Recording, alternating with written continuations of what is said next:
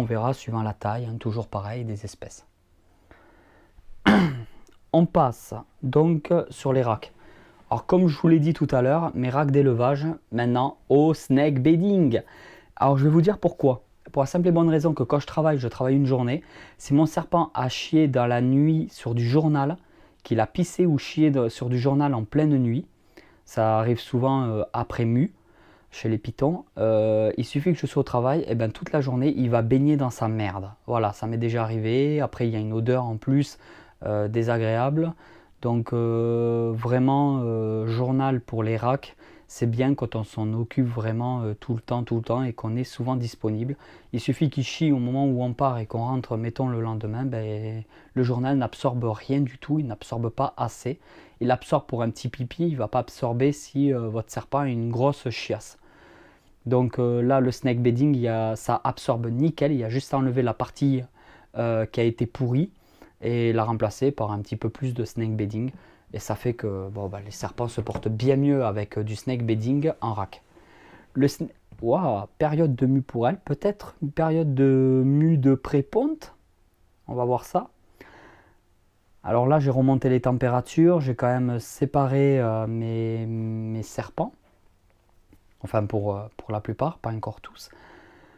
Donc, je voulais dire aussi pour le snake bedding, on peut nourrir les serpents dans le terrarium avec du snake bedding.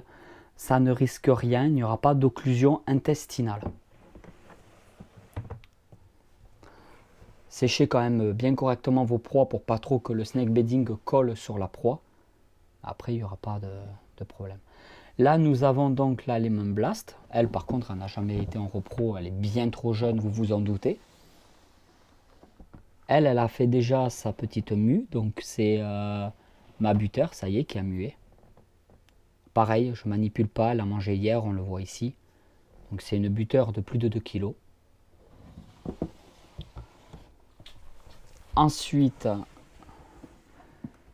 un laisser pastel en période de mue. Alors même si on ne le voit pas aux yeux, on le voit au ventre qui est rosé. Alors il y a une question aussi qui revient souvent. Ouais, mon serpent il n'a pas mué, pourtant les yeux sont redevenus normaux. C'est tout à fait normal quand un serpent est en période de mue, qui va s'apprêter à muer, donc qu'il est vraiment à la fin de sa période de mue, les yeux redeviennent normaux, la coloration redevient souvent aussi normale. Ça arrive, il n'y a vraiment pas de souci. C'est-à-dire qu'il va muer dans les prochaines heures, généralement au cours de la nuit, qui arrive. Donc foutez-lui la paix, pas de manipulation, laissez-le tranquille, et il ne devrait pas y avoir de souci. Alors elle va en terrarium, elle va en rack, elle va un peu partout.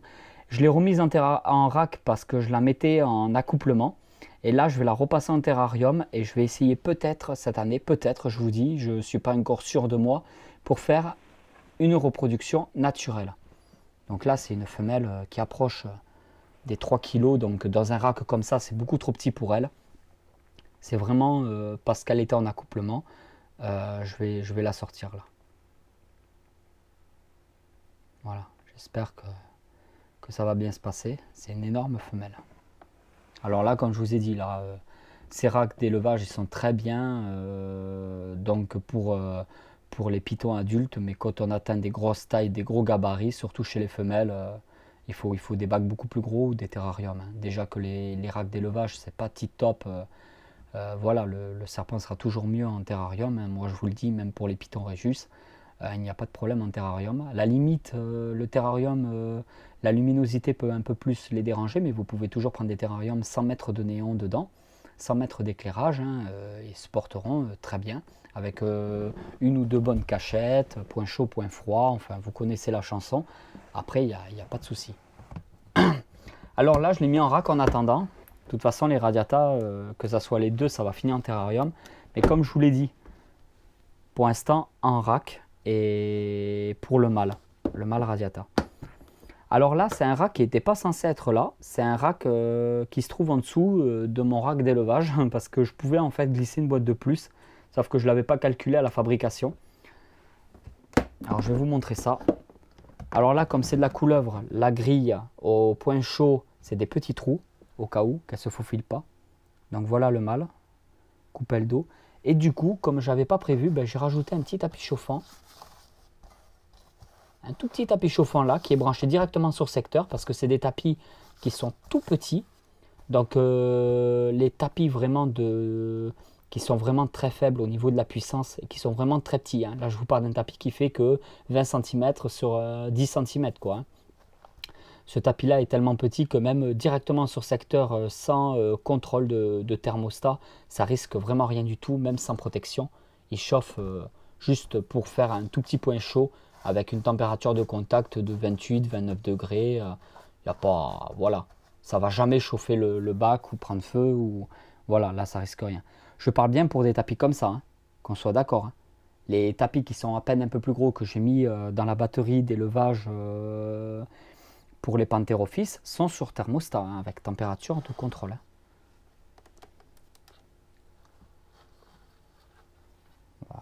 Voilà, sortir un petit peu que... Voilà, ça c'est le mâle.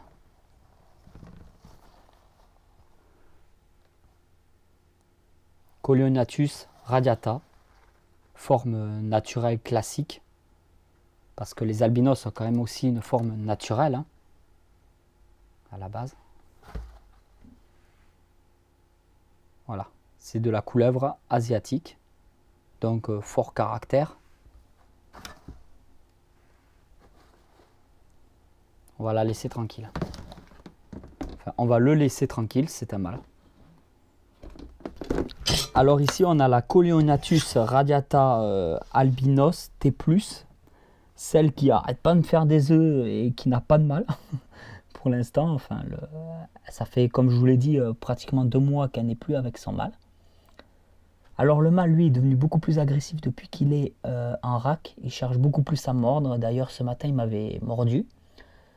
Par contre, la femelle, depuis qu'elle est en terrarium toute seule comme ça, vraiment, plus ça va, plus elle se calme, elle devient manipulable. Là, je lui fous la paix parce qu'elle a mangé elle aussi. Je vais peut-être quand même essayer de, sans la manipuler, de vous la montrer un peu. Alors, les couleuvres asiatiques, je vais essayer de la déplacer un petit peu. Vous pouvez la voir. Alors les couleuvres asiatiques, comme je vous l'ai dit, elles demandent quand même beaucoup plus d'humidité. Je la vaporise régulièrement.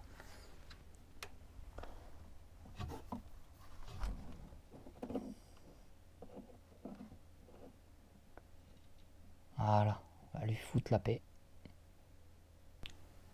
Donc là, nous avons les terrariums des Tilica. Alors, Tilica sensoides que vous connaissez déjà, j'ai plus besoin de vous le présenter. Petite coupelle d'eau. Parce qu'il ne demande pas trop d'eau celui-là. Toujours avec les mêmes méthodes de nourriture de glaçons congelés là, que j'ai déjà parlé dans plusieurs vidéos de ma chaîne. Je vous invite à retourner les voir si vous avez des infos au niveau du nourrissage. Il y a beaucoup de personnes sur ma chaîne YouTube, surtout sur Facebook, qui me posent énormément de questions qu'on retrouve déjà dans la plupart de mes vidéos. Et c'est vrai que voilà, quand je dois répondre à 80 messages par jour, je ne peux pas toujours me permettre de répondre aux mêmes personnes qui me posent régulièrement des questions auxquelles il y a déjà des informations. C'est vrai que j'essaie de rester calme, de rester gentil, mais c'est vrai que des fois j'ai du mal vraiment à répondre à tout le monde. Et des fois, c'est même un peu énervant de répondre systématiquement à des personnes pour les mêmes questions. Par exemple, il y a une question que je retrouve énormément, donc sur Facebook surtout. Mon python Régus ne mange pas. Alors non, mon python ne mange pas. Qu'est-ce que je pourrais faire ou pourquoi? Alors, je vais en profiter pour répondre un petit peu. Alors le Python Régus, moi déjà je ne peux pas répondre à une question comme ça, c'est impossible pour moi de répondre, il me faut un maximum d'informations. Déjà il faut que vous me dites, j'ai vraiment besoin d'informations, c'est-à-dire j'ai besoin de savoir les températures point chaud, les températures point froid, qu'est-ce que vous avez essayé de donner à manger, est-ce que c'est du vivant, est-ce que c'est du mort, est-ce que c'est de la souris, de la mastomise, du rat, est-ce qu'il a déjà mangé, qu'est-ce qu'il avait mangé, son propriétaire, son ancien propriétaire lui donnait quoi à manger exactement. J'ai besoin de savoir son poids, j'ai besoin de savoir son âge, j'ai besoin de savoir son sexe, j'ai besoin de savoir s'il est en terrarium, s'il est en rack, et si vous le manipulez, et est-ce qu'il a aussi des acariens. J'ai besoin de savoir tout ça.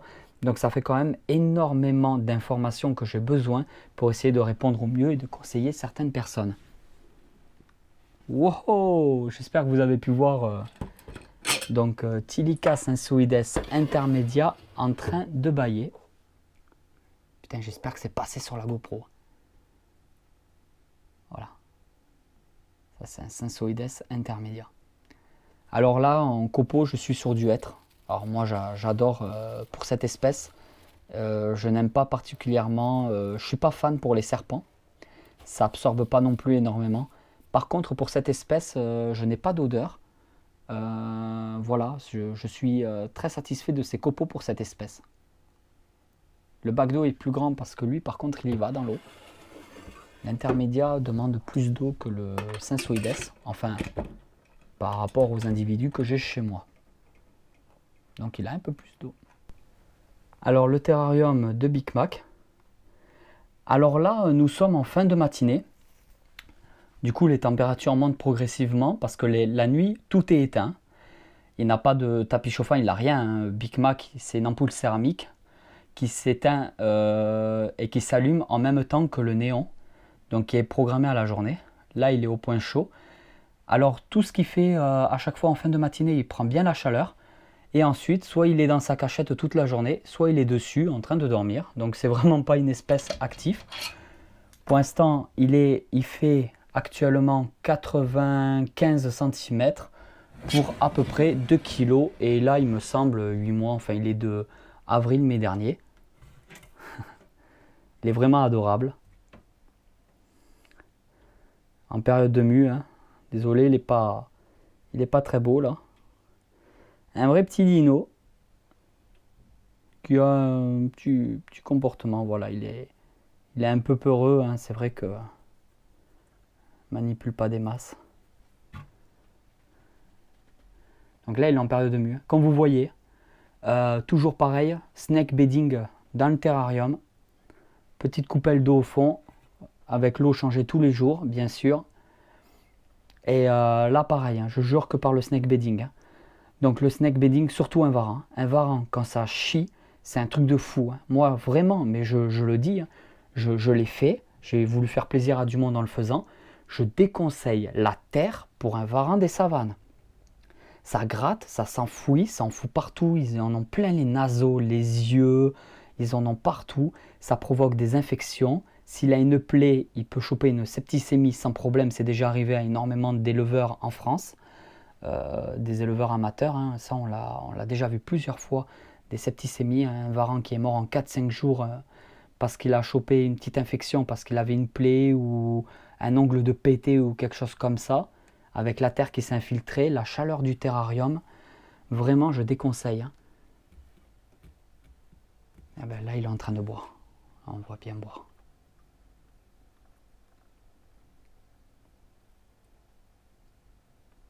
Donc vraiment, je déconseille la terre. Après, il y a peut-être des substrats argileux, des choses beaucoup mieux. Mais de la terre, non, moi, je déconseille fortement. Pas de terrarium naturel pour cette espèce-là. Déjà, tout ce qui est plante, c'est mort parce qu'il fout tout en l'air, de toute façon.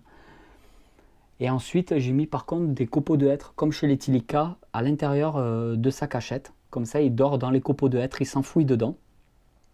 Ça lui va très bien. Et puis il chie jamais dans sa cachette, hein. Il chie toujours dans le terrarium, dans le bac d'eau, généralement, ou dans le snake bedding. C'est vrai, le snake bedding absorbe direct autant la merde que les odeurs, parce que je vous dis pas, quand un varan des savanes, ça chie, ça pue. Mais ça absorbe direct, donc du coup, je n'ai plus une seule odeur depuis que j'utilise du snake bedding. Ah vraiment, je jure que par ça.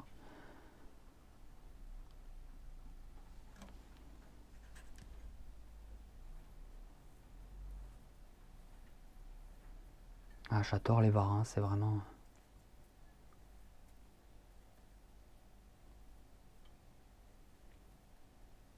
Alors je suis totalement contre la terre et je suis totalement contre les fortes chaleurs aussi. Donc moi je suis sur à peu près 40 degrés, hein. À peu près 40, ouais, au point chaud. Mais les températures comme on voit dans les fiches d'élevage de 50-60 degrés, moi ils sont complètement malades les mecs. Hein. Surtout que je vous dis honnêtement, il faut faire en fonction de votre animal. Si vous voyez qu'il reste tous les jours au point chaud, tout le temps, c'est-à-dire qu'il faut monter les températures, hein. Mais là, moi, il reste toujours dans la cachette au point froid ou en haut de la cachette en train de dormir. Il va au point chaud que le matin, quand la lumière s'allume, pour prendre justement, canaliser la chaleur qu'il n'a pas eu dans la nuit.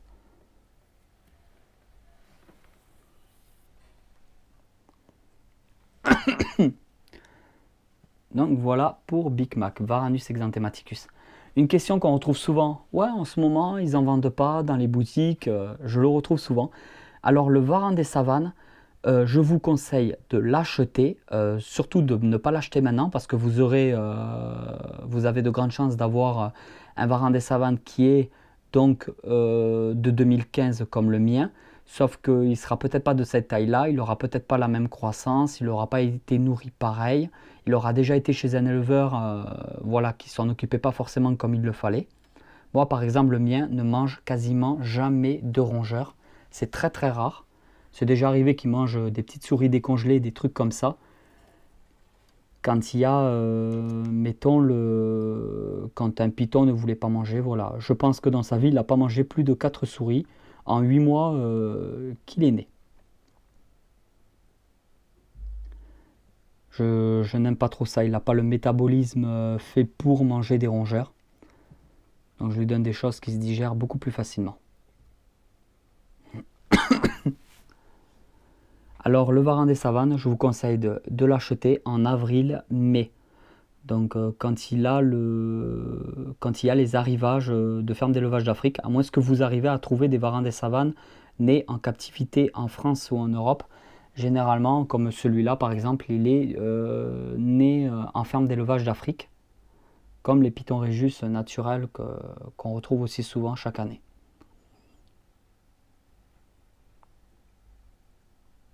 Alors je vous conseille d'attendre avril-mai. Ça vous permet d'avoir un varan des savanes le plus jeune possible et pouvoir dès le début l'habituer et qu'il soit pas agressif, qu'il soit pépère, qu'il soit bien quoi. Parce que je vous dis pas, si un monstre comme ça commence à mordre, ça doit bien faire mal. Moi je l'ai, il faisait 12 cm pour 12 grammes. Enfin, vous avez déjà des vidéos sur ma chaîne avec tout le suivi d'élevage, la nourriture, toutes les informations nécessaires pour cette espèce. Alors là, nous avons un terrarium. J'ai laissé juste une cachette parce qu'ils y vont pas tout le temps. Et puis les cachettes sont vraiment trop petites maintenant. Donc là, nous sommes sur du Python rhésus, donc femelle albinos, femelle spider, avec coupelle d'eau au point froid, donc vraiment proche de la vitre parce que le néon aussi chauffe derrière. Et le point chaud est ici. Oh, voilà. Ça, je l'avais déjà montré dans une vidéo. Je ne vais pas m'éterniser. Là, nous avons la suite. Voilà, exactement le même système, mais il y a les deux cachettes. Ici, nous avons Antaresia maculosa, donc une espèce qu'on retrouve beaucoup plus fréquemment que les Childrini en France. Les Childrini, moi, je les ai eus grâce à des amis qui m'ont bien dépanné en Allemagne. Et grâce aussi à Guillaume Capéran qui me les a descendus jusqu'au sud de la France.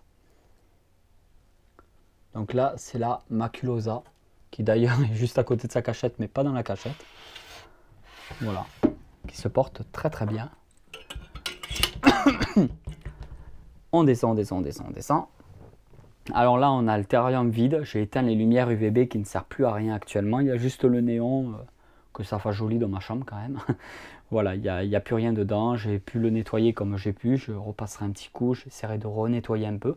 Et dedans, j'y mettrai ma beauté bleue. Quand elle aura atteint quand même une certaine taille, qu'il n'y ait pas de problème d'évasion, de soucis à ce niveau-là. Donc ma beauté bleue sera dans ce terrarium. Quand elle fera voilà, une très bonne taille. En plus, voilà, elle peut arriver jusqu'à 2,50 m. Hein, donc ça va péter. J'ai pris une grosse décision aussi que je voulais vous parler. Peut-être que certains d'entre vous pourront m'aider. Après 12 années de travail dans la même société, j'ai décidé de la quitter. Ça ne s'est pas fait du jour au lendemain. Ça fait des années que je travaille là-dessus, que j'ai vraiment envie de partir pour refaire un nouveau départ professionnel, une nouvelle vie professionnelle. Il est vrai que voilà, j'aimerais faire autre chose de ma vie. Actuellement, je suis chaudronnier métallier. Et voilà, si maintenant j'ai envoyé ma lettre de démission, il me reste donc moins d'un mois de préavis. Donc si à l'heure où j'ai tourné cette vidéo, je n'ai toujours pas trouvé, je suis à la recherche d'emploi. Si quelqu'un d'entre vous peut m'aider, je suis sur la région toulousaine, si vous avez des propositions d'emploi, si vous connaissez quelqu'un dans n'importe quel secteur que ce soit, justement si ça peut sortir même du métal, ça m'arrangerait bien pour vraiment, comme je vous l'ai dit, changer de vie professionnelle. Vous pouvez toujours me contacter par mail, le lien sera dans la description. Je vous remercie. Et voilà, j'espère que cette vidéo vous a plu, elle est déjà terminée. Donc on se retrouve vendredi prochain pour 20 h pour une nouvelle vidéo. Abonnez-vous, partagez, likez, faites ce que vous voulez pour le soutien de la chaîne et je vous dis à vendredi prochain.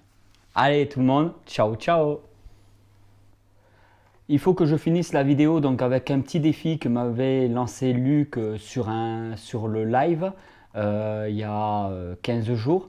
Donc il faut que je m'y tienne. Je ne vais pas m'amuser à faire tout le temps que des défis. Par contre, surtout un défi aussi dégueulasse que celui-là. Il faut que je mange une boîte. Ah non, je déconne. Il faut que je mange un verre Morio. Voilà. Parce que lui, il a mangé un grillon. Et d'ailleurs, je ne sais pas comment il a fait pour supporter le grillon. Parce que c'est vraiment dégueulasse. Il faut que je mange un verre Morio. Donc, à ce qui paraît, c'est comestible. Ouais, ça gigote quand même, hein, c'est pas... Putain, j'ai pas envie. Hein.